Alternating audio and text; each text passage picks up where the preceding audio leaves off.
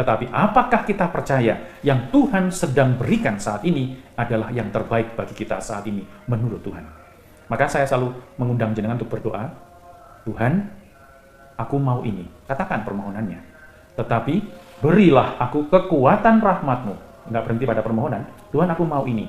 Tetapi katakan permohonannya. Lalu, tetapi berikanlah, anugerahkanlah kekuatan rahmat-Mu jika yang terbaik menurut-Mu, menurut Tuhan, adalah yang terburuk menurutku. Tuhan, aku mau apa permohonannya. Tetapi anugerahkanlah kekuatan rahmat-Mu agar jika yang terbaik menurut-Mu adalah yang terburuk menurutku. Apakah kita berani tetap percaya pada saat hal-hal buruk tidak enak terus terjadi dalam diri kita? Ataukah kita lebih percaya pada primbon dari pengalaman-pengalaman hidup kita?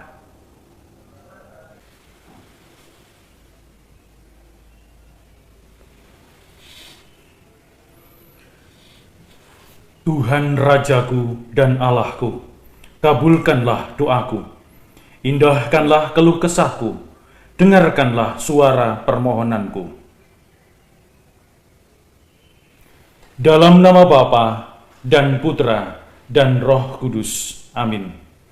Rahmat Tuhan kita Yesus Kristus, cinta kasih Allah, dan persekutuan Roh Kudus bersamamu dan bersama rohmu. Para saudara terkasih, kita ini hidup dalam banyak godaan-godaan yang membuat kita harus memutuskan apa yang harus kita lakukan setiap kali.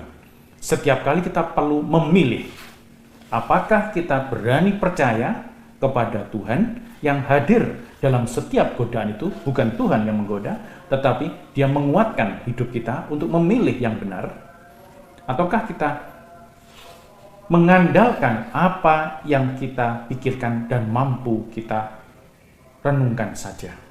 Nah, coba sekarang kita hening dulu sejenak, kita belajar mendiamkan segala pikiran kita, mengheningkan segala keinginan kita, agar kita terus berani percaya kepada penyelenggaraan kasih Tuhan dalam hidup kita. Kita ini berusaha setiap hari. Bangun pagi, mandi, berusaha yang baik, ya kan? Tidak pernah ada orang yang tidak berusaha, meskipun malas. Itu kan satu sisi. Tapi dia akan terus berusaha.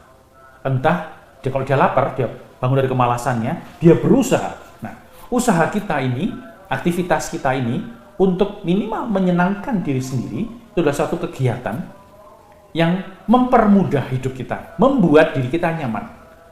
Kenyamanan ini memberi kita satu tujuan, yaitu untuk kegiatan kita, untuk aktivitas kita. Nah, Yesus memberi satu tujuan dalam hidup kita, yaitu apa? Kembali setia kepada kehendak Tuhan. Kita yang terus mikir apa yang kita inginkan terus, ayo pantang puasa, dikurangi, diisi dengan hal-hal yang mengembalikan kita lebih dekat dengan Tuhan. Nah, pada saat kita belajar berjalan kembali kepada Tuhan, banyak godaan yang membuat kita kerap kali terlena, berhenti dari perjalanan itu, lalu belok.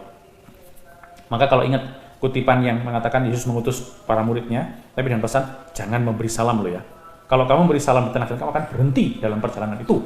Lalu lupa tujuannya. Nah, sekali lagi, Yesus memberi kita satu tujuan. Apapun profesi kita, apapun ekonomi kita, bagaimanapun yang sedang kita alami, sehat atau sakit, tujuannya cuma satu, yaitu kembali kepada setia, kepada kehendak Tuhan. Apapun yang sedang kita alami.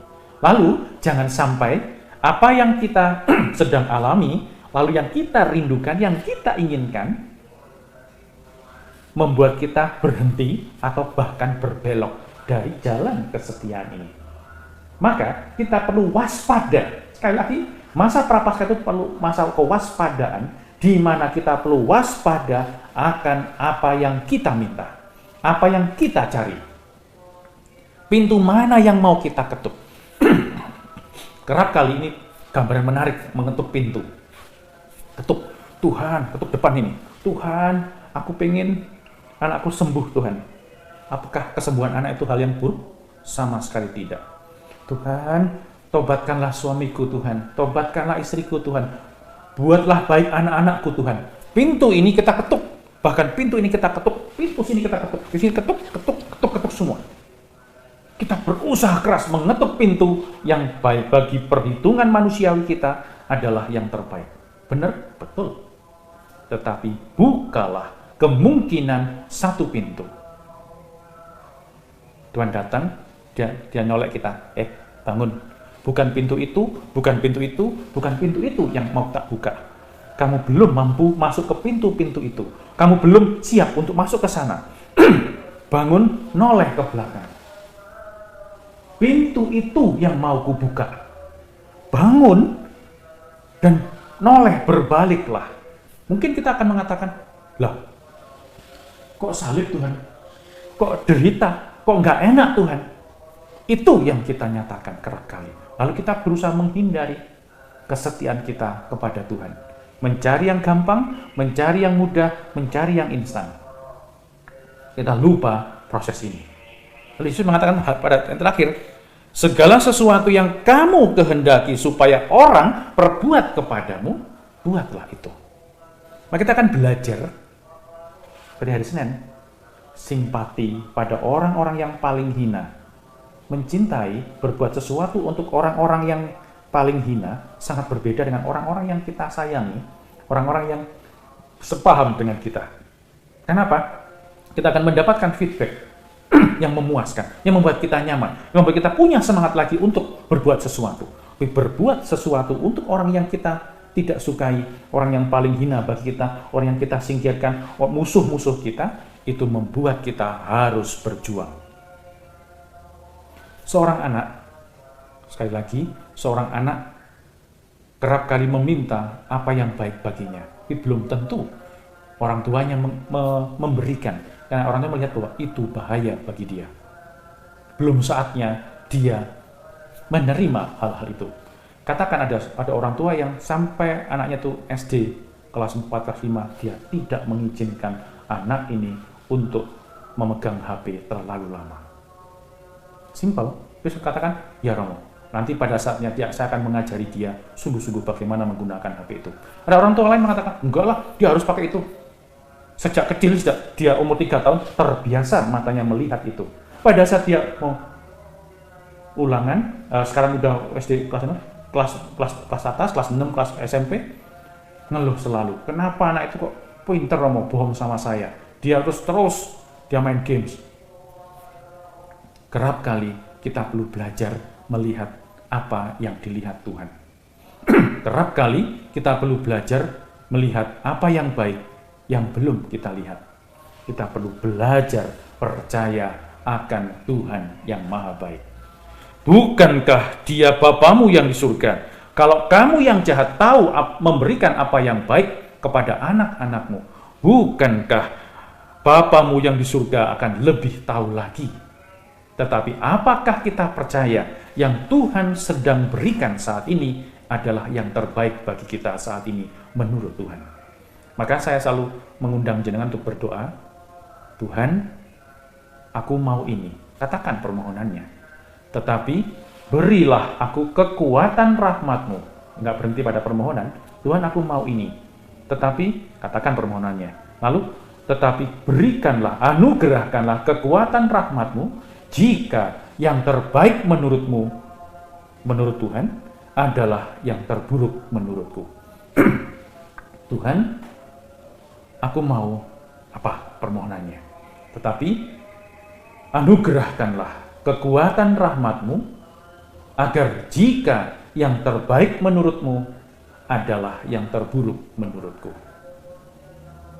Apakah kita berani tetap percaya pada saat hal-hal buruk tidak enak terus terjadi dalam diri kita? Ataukah kita lebih percaya pada primbon dari pengalaman-pengalaman hidup kita? Coba kita renungkan sejenak. Marilah mewartakan misteri iman kita. Setiap kali kami makan roti ini dan minum dari piala ini, Wafat-Mu Tuhan kami wartakan hingga Engkau datang. Tuhan bersamamu dan bersama rohmu.